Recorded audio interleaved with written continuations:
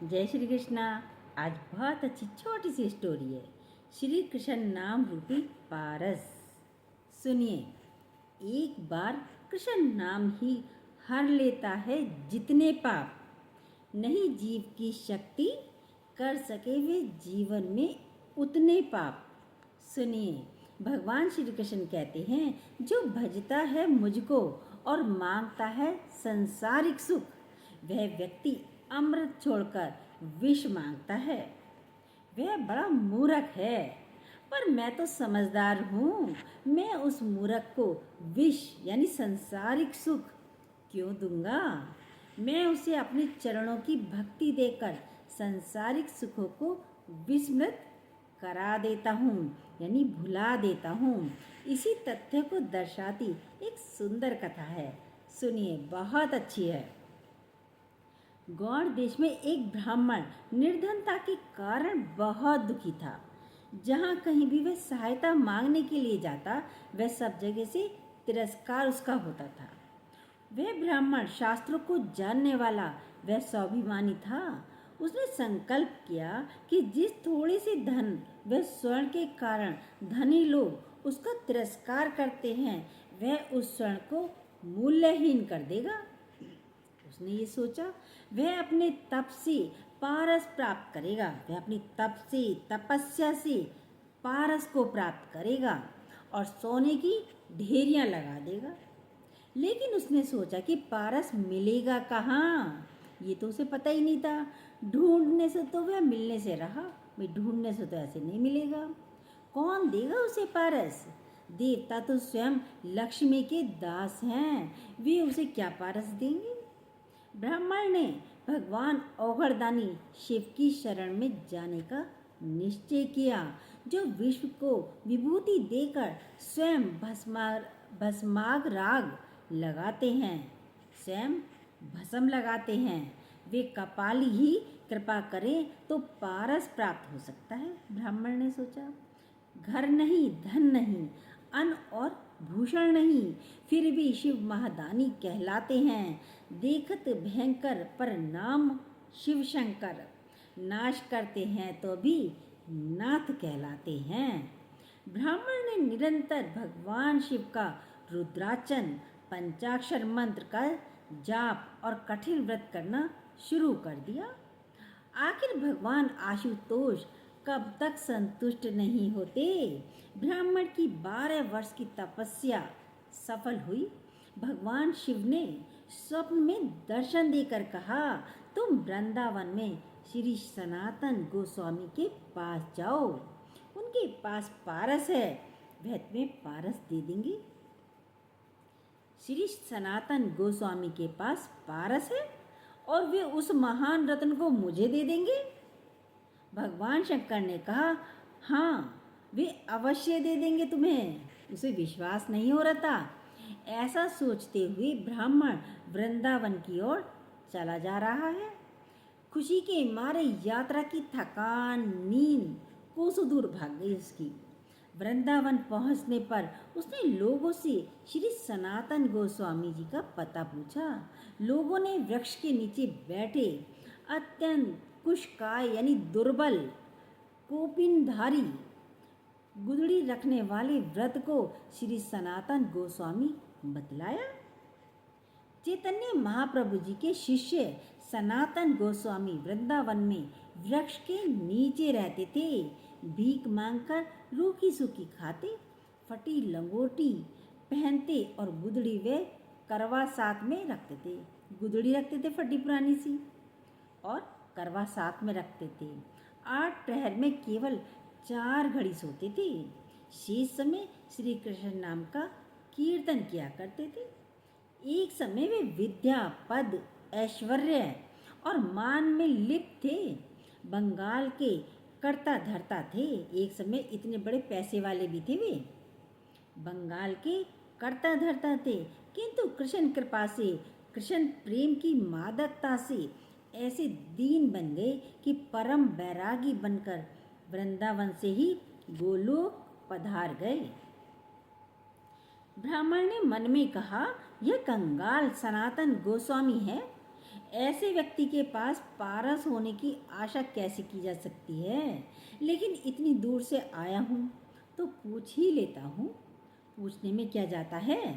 ब्राह्मण ने जब श्री सनातन गोस्वामी के पारस के बारे में गोस्वामी से पारस के बारे में पूछा तो उन्होंने कहा, इस समय तो मेरे पास नहीं है, मैं उसका क्या करता, क्योंकि गावे श्यामा श्याम, गावे श्यामा श्याम को, ध्यावे श्यामा श्याम, निरखे श्यामा श्याम को, यही हमारों का। हम तो सारे दिन श्यामा श्याम गाते हैं, ध्याते भी श्यामा श्याम को है, निरखे भी श्यामा श्याम को है, और यही हमारा काम है। श्री सनातन गोस्वामी ने बताया कि एक दिन मैं यमुना स्नान को जा रहा था। रास्ते में पारस पत्थर पैर से टकरा गया। मैंने उसे वहीं यमुना जी की रेत में गाड़ दिया, जिससे किसी दिन यमुना स्नान से लौटते समय वह मुझे छू ना जाए, क्योंकि उसे छूकर तो पुनः स्नान करना पड़ता। यदि वह मुझे छू जाता तो मुझे पुनः स्नान करने फिर से जाना पड़ता। तुम्हें चाहिए तो तुम उसे वहाँ से निकाल लो। कंचन, कामनी, सोना, स्त्री आदि भगवान की विस्मृति कराने वाले हैं। कंचन, कामनी, सोना यानी स्त्री सब भगवान को भुला देने वाले हैं। इसलिए सच्चे संत पारस को छू जाने भर से भी अपवित्र हो जाते हैं। श्री सनातन गोस्वामी ने जहाँ पारस गड़ा हुआ था उस स्थान का पता ब्राह्मण को बतला दिया। रेत हटाने पर ब्राह्मण को पारस मिल गया। पारस की परीक्षा करने के लिए ब्राह्मण लोहे का एक टुकड़ा भी अपने साथ रखता था। लेकर आया था लोहे का टुकड़ा। जैसे ही ब्राह्मण ने लोहे को पारस से स्पर्श किया वह स्वर्ण का हो गया। पारस सही मिला है, सोचा उसने। इससे अत्यंत प्रसन्न होकर ब्राह्मण अपने गांव की तरफ लौट चला वहीं से। तभी ब्राह्मण के चलते चलते ब्राह्मण के मन में एक प्रश्न कौंधा। उस संत के पास यह पारस था, फिर भी उसने इस पारस अपने पास नहीं रखा इस पारस को, बल्कि यह कहा अगर ये छू जाए तो उन्हें स्नान करने जाना पड़ता है। अवश्य ही उनके पास पारस से भी अधिक कोई मूल्यवान वस्तु है। श्री कृष्ण नाम है कल्पतरु। ब्राह्मण लौटकर श्री सनातन गोस्वामी के पास आया और बोला, अवश्य ही आपके पास पारस से भी अधिक मूल्यवान वस्तु है, जिसके कारण आपने उसे त्याग दिया। ब्राह्मण को देखकर हंसते हुए श्री सनातन गोस्वामी ने कहा, पारस से बढ़कर कृष्ण नाम रूपी कल्प वृक्ष मेरे पास है। कल्प वृक्ष सम है सदा करुणा में हरि नाम, चाहे कि देता मुक्ति प्रेम की ब्रजधाम। पारस से तो केवल सोना ही मिलता है, किंतु कृष्ण नाम से सब कुछ देने वाला कल्प वृक्ष है। कृष्ण नाम तो सब कुछ देने वाला कल्प वृक्ष है। उससे आप जो चाहोगे वह प्राप्त होगा। ऐसा कोई कार्य नहीं जो भगवान के नाम के आश्रय लेने पर ना हो। मुक्ति चाहोगे मुक्ति मिलेगी, परमानंद चाहोगे परमानंद मिलेगा, व्रज रस चाहोगे तो व्रज रस मिलेगा। श्री कृष्ण का एक नाम सब पापों का नाश करता है, भक्ति का उदय करता है, भवसागर से पार करता है और अंत में श्री कृष्ण की प्राप्ति करा देता है। एक कृष्ण नाम से इतना धन मिलता है। कृष्ण नाम ही स्वयं कृष्ण है। भजो सहित निष्ठा अविराम, सदा नाम के सहित विराजित रहते हैं हरि स्वयं ललाम। ये सुनकर ब्राह्मण ने सनातन गोस्वामी जी से विनती की, मुझे आप वही कृष्ण नाम रूपी पारस प्रदान करने की कृपा करें। श्री सनातन गोस्वामी ने कहा, उसकी प्राप्ति से पहले आपको इस पारस को यमुना में फेंकना पड़ेगा। यमुना में पहले फेंक कर आओ।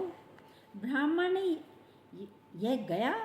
ब्राह्मण तो एकदम सुना जैसे गया और यह गया पारस कहते हुए पूरी शक्ति से पारस को यमुना में फेंक दिया। बोला यह गया यमुना में, पूरी शक्ति से पारस को यमुना में फेंक दिया। भगवान शिव की दीर्घकालीन तपस्या व संत के दर्शन से ब्राह्मण के मन व चित्त निर्मल हो गए थे। उसका धन का मोह समाप्त हो गया और वह भगवान की कृपा का पात्र बन गया। श्री सनातन गोस्वामी ने उसे श्री कृष्ण नाम की दीक्षा दी। वह कृष्ण नाम जिसकी कृपा के एक कण से करोड़ों पारस बन जाते हैं। नाम रूपी पारस से तो सारा शरीर ही कंचन का हो जाता है, यानी सोने का हो जाता है। सभी रसायन हम करी नहीं नाम सम कोई, रंचक घट में संचरे सब तन कंचन होए। जो मेरे नामों का गान करके मेरे समीप प्रेम से रो उठते हैं, उनका मैं खरीदा हुआ गुलाम हूँ। यह जनार्दन दूसरे किसी हाथ नहीं बिका है। जिसने एक बार श्री कृष्ण नाम का स्वाद ले लिया, उसे फिर अन्य सारे स्वाद रसहीन लगने लगते हैं। भवसागर से डूबते हुए प्राणी के लिए वह नौका है, मोक्ष चाहने वाले के लिए वह सच्चा मित्र है। मनुष्य को परमात्मा से मिलाने वाला सच्चा गुरु है। अंतःकरण की मलिन वासनाओं के नाश के लिए दिव्य औषधि है। यह मनुष्य को सुख से सुखदेव बना देता है ना सचमुच श्री कृष्ण नाम पारस से बढ़कर? संसार में और भी कुछ नहीं, और कुछ नहीं है। कृष्ण नाम से बढ़कर इस संसार में कुछ है ही नहीं। जय श्री कृष्ण। यदि छोटी सी स्टोरी आपको अच्छी लगी हो तो प्लीज़ जो न्यू हो सब्सक्राइब कीजिएगा, बेल को दोबारा प्रेस कीजिएगा। जय श्री कृष्ण।